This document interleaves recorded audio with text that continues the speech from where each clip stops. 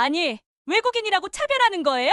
조금 전에 나간 사람은 핸드폰만 보여주고 그냥 가는 걸 봤는데. 대한민국 서울 어느 식당 안 한 이탈리아 여성이 고깃집에서 결제를 하지 않고 핸드폰만 보여주면서 나가려고 하는데요.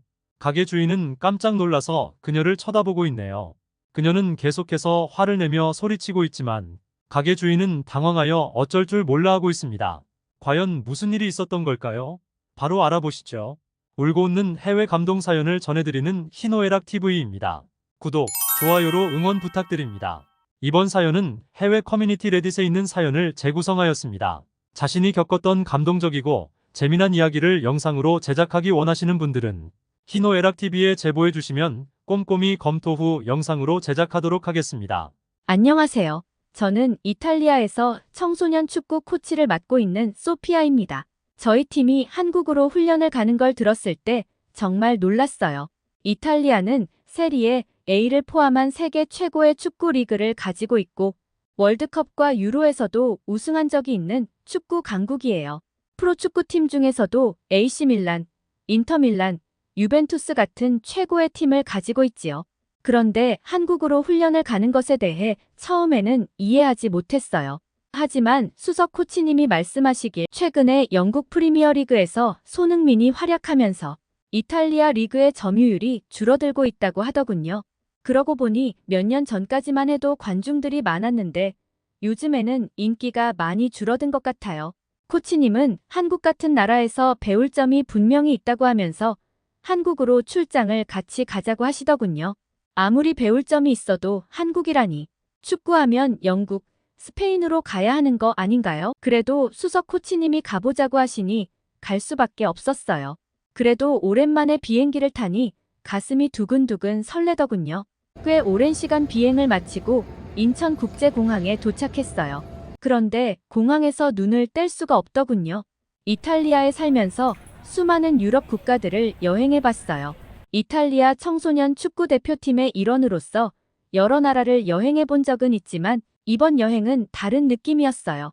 아시아의 작은 나라라고 생각했던 한국의 공항이 이렇게 쾌적하고 크다니 정말 놀랄 수밖에 없었습니다. 태어나서 가본 공항 중에 가장 큰 규모였죠. 공항을 나오며 여러 음식점과 쇼핑센터를 보며 눈이 돌아갔지만 다음 일정 때문에 나올 수밖에 없었어요. 그간 제가 한국을 잘못 알고 있었다는 것을 알아챈 첫 번째 사건이었죠. 인천공항을 나가는 것도 쉬웠어요. 영어와 한국어, 그 외 여러 언어로 된 표지판들이 우리를 제대로 안내해 주었어요.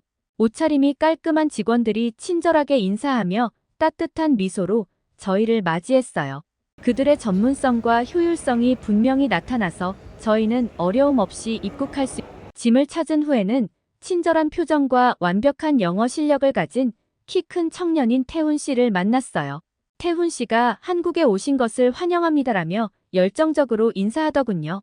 가는 버스에 올라타자 태훈 씨는 한국에 머무는 동안 경험할 수 있는 것들에 대해 간략하게 설명해 주었어요.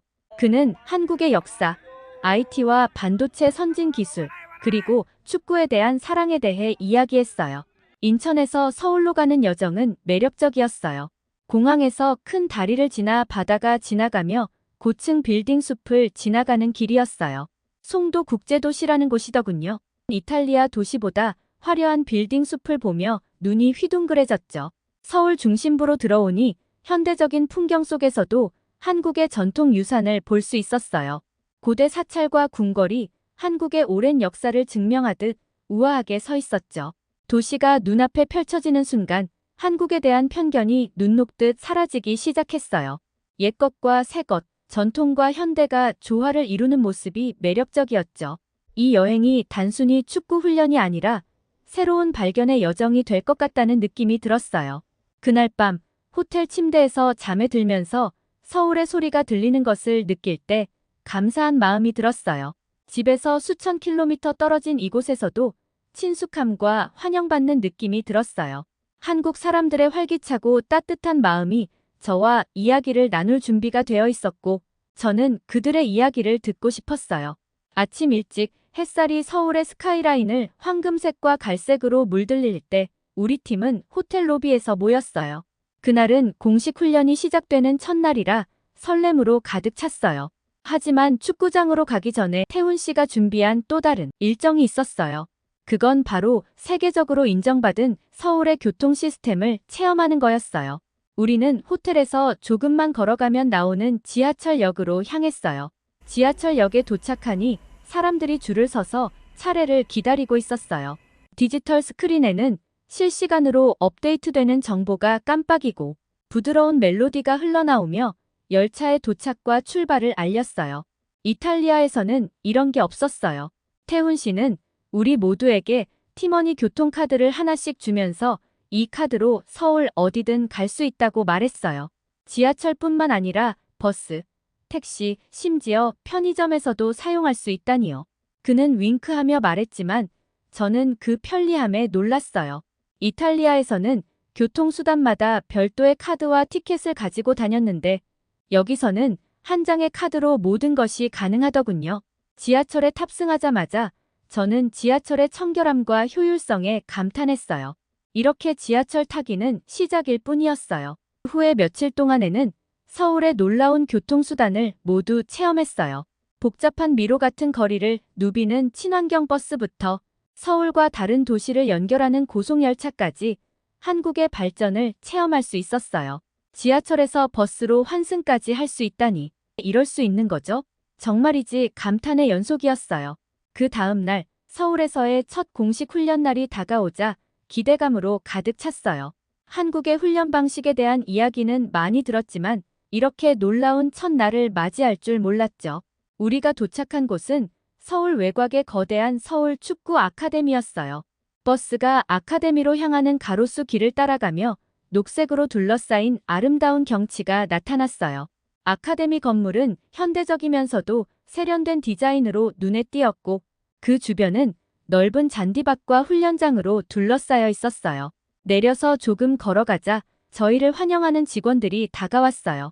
그들은 저희에게 이곳의 시설을 안내해 주었죠. 실내 훈련장, 체력 단련실, 회의실, 그리고 선수들을 위한 숙소까지 다양한 시설이 있었어요. 특히 첨단 기술이 도입된 훈련 시설은 저희 모두를 감탄하게 만들었어요. 훈련이 시작되자 감독님은 저희에게 한국의 축구 훈련 방식에 대해 설명해 주었어요.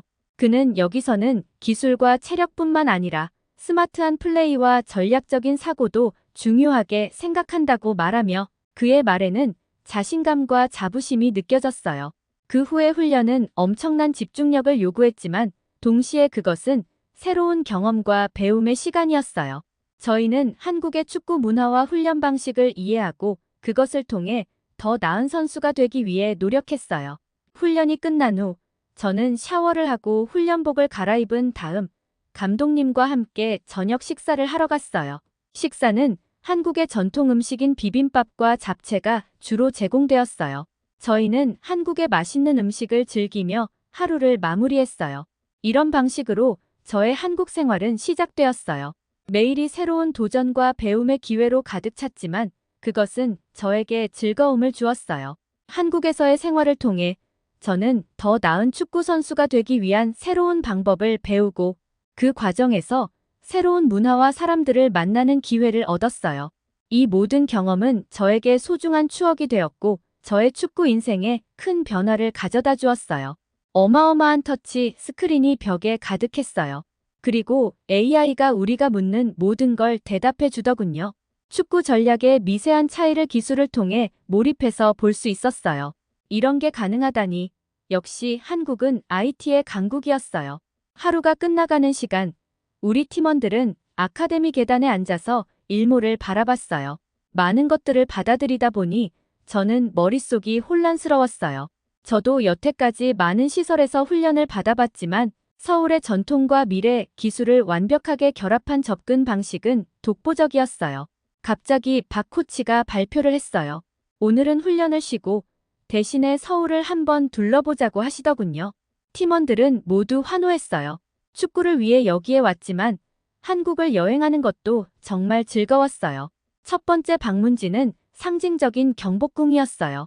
웅장한 문을 들어서자마자 번잡한 도시는 사라지고 한때의 한국의 고요한 분위기가 느껴졌어요. 정교한 건축물과 넓은 뜰이 있는 궁궐은 한국의 유구한 역사를 증명하는 듯 했어요. 태훈 가이드는 한국의 과거를 생생하고 재미있게 설명해 주었어요.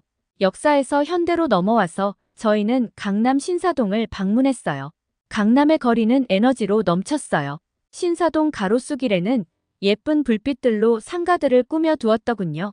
주변에 각종 레스토랑과 카페들, 옷가게 등 거리에 구경할 게 많았어요. 패션에 민감한 한국 사람들이 최신 트렌드를 선보이는 모습을 보니 너무 신기하더라고요. 이탈리아에서는 이렇게 트렌디한 모습을 볼 수 없거든요. 저희는 기념품을 사고 현지의 길거리 음식도 맛보며 즐거운 시간을 보냈어요. 그 중에서도 떡볶이가 가장 인기가 많았어요. 저녁이 다가오자 태훈 씨가 또 다른 깜짝 선물을 준비했어요. 바로 롯데타워 방문이었어요. 저녁 시간대에 맞춰서 롯데월드타워 전망대를 가스 코스였죠. 한국에서 가장 높은 전망대에서 바라보는 서울 전경은 너무 멋있어서 말이 안 나오더군요. 지상 123층 건물의 전망대라니 이탈리아에서는 전혀 못 보던 풍경이었어요. 저 밑에 도시가 장난감 같았어요. 수많은 빌딩들과 한강의 조화가 너무 아름답더군요. 저는 얼른 카메라를 꺼내서 사진을 찍기 시작했어요. SNS에 올려서 친구들한테 자랑해야 하거든요. 그렇게 멋진 야경을 두고 떠나기 정말 싫었어요. 그래도 다음 일정이 있어서 언젠간 다시 오겠다고 마음먹고 내려왔어요. 전통 바비큐 만찬으로 하루를 마무리했어요. 삼겹살이라고 하는 돼지고기라고 했어요. 바닥에 깔린 쿠션에 앉아 탁상용 스토브에서 고기를 굽고 다양한 반찬을 곁들여 먹었어요. 고기가 정말 입에서 녹더라고요. 상추라는 야채에 고기를 싸서 먹었는데 너무 맛있었어요. 맛있는 음식을 먹으며 이야기를 나누며 웃으니 동료애가 느껴지는 순간이었어요. 그날 밤 호텔로 돌아와서 멀리서 반짝이는 도시 불빛을 바라보며 저는 서울과 깊은 유대감을 느꼈어요. 서울은 단순히 기술과 진보의 도시가 아니라 전통이 깊게 뿌리내리고 있으면서도 항상 발전하고 있는 도시였죠. 다음 날 선수들이 스트레칭하고 수다를 떠들며 시간을 보내고 있을 때 한국 팀에서 가장 기술을 잘 알고 있는 태훈 선수와 대화를 나누었어요. 대화 주제는 유럽의 오랜 아날로그 애정과 디지털 시대를 빠르게 받아들이는 한국에 대한 이야기였어요. 스마트워치와 무선 이어폰을 착용한 태훈 선수는 한국의 기술 선도적인 접근 방식을 보여주었어요. 태훈 선수는 작년에 이탈리아를 방문했을 때 사람들이 여전히 종이 지도를 사용하고 엽서를 써서 보내는 것을 보고 놀랐다고 말했어요. 한국에서는 모든 것이 스마트폰에 있거든요. 저는 웃으며 그에게 말했어요. 태훈 선수, 옛날 방식에는 분명 매력이 있어요. 유럽에서는 책을 넘길 때의 촉감, 손으로 쓴 편지를 받을 때의 기쁨을 느낍니다. 우리는 그런 전통을 지키는 걸 자부심으로 느끼기 때문이죠. 태훈 선수는 그 심정을 이해한다고 대답했어요.